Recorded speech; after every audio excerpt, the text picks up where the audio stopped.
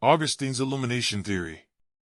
Augustine's illumination theory is a philosophical concept that refers to the idea that God is the source of knowledge and that humans cannot obtain true knowledge without divine intervention.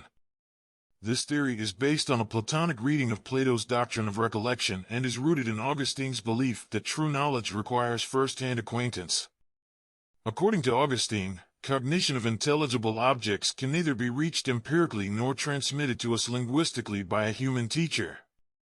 Instead, such cognition requires personal intellectual activity that results in an intellectual insight, which we judge by a criterion we find nowhere but in ourselves. Augustine explains his Platonizing theory of a priori knowledge by means of two striking images, the inner teacher and illumination.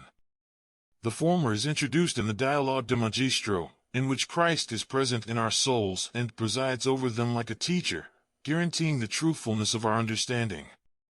The latter appears first in the Soliloquia and is ubiquitous in Augustine's writings. It is ultimately derived from the analogy of the sun in Plato's Republic.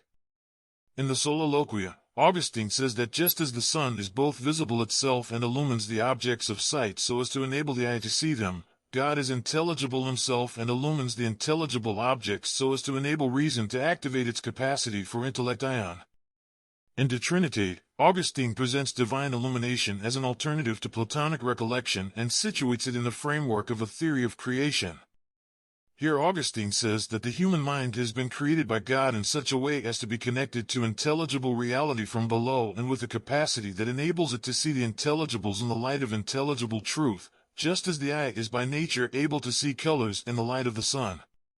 Both images, if properly read, should preclude the misunderstanding that Augustine's gnoseology makes human knowledge entirely dependent on divine agency, with the human being becoming merely a passive recipient of revelation. Cognition does not simply result from the presence of Christ in our soul but from our consulting the inner teacher, testing propositions that claim to convey a truth about intelligible reality against the inner standards we possess thanks to the presence of Christ.